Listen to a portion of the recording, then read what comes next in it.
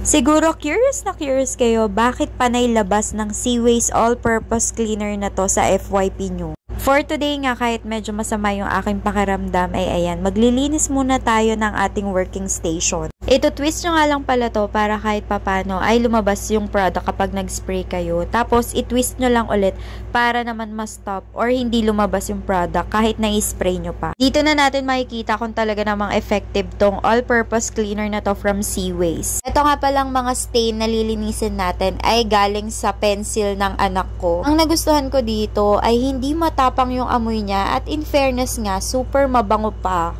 Yes, mabango siya na parang panlinis talaga siya ng mga kung anik-anik dyan. Pero hindi talaga siya yung tulad ng ibang panlinis na masangsang yung amoy. Yung masangsang na masakit sa ilong dahil nga panglinis sila, ganon.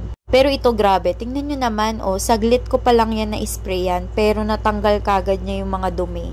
Ito talaga ang tunay na walang cut mga biha, kaya naman pala ang dami talaga nagugustuhan na bumili nito. Super easy to clean na lang yung mga stain na meron tayo sa mga tables natin, sa mga walls, at kung saan-saan pa sa parte ng bahay natin. Eto nga medyo maraming part dito na talaga naman pinagsulat-sulatan talaga ng anak ko. Ganyan talaga siguro kapag toddler, no? Kahit saan na lang talaga magsusulat sila.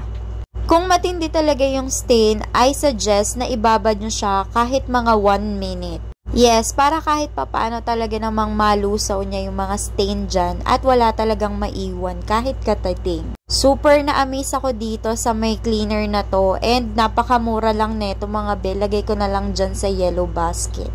Sure ako, mapapabili pa ako neto kasi sobrang ganda talaga. Tingnan nyo naman, naging malinis na ulit yung aking kaninang dugyot na table. Back to work na nga rin ako ulit mga B after neto kasi sobra talaga ako na-inspire dahil ang linis na ulit ng table ko.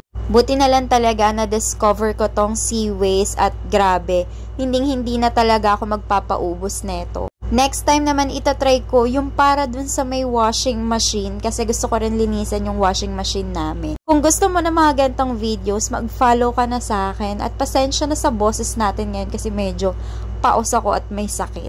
Anyways, hindi pa dyan tapos ang ating linis series kasi meron pang naghihintay sa aking pader na medyo malaki-laking tatrabahuin ng Seaways. Kung ayaw nyo na rin mahirapan sa paglilinis ng mga kung ano-anong stain sa bahay nyo, try nyo na rin tong all-purpose cleaner ng Seaways. Yun lang! Bye!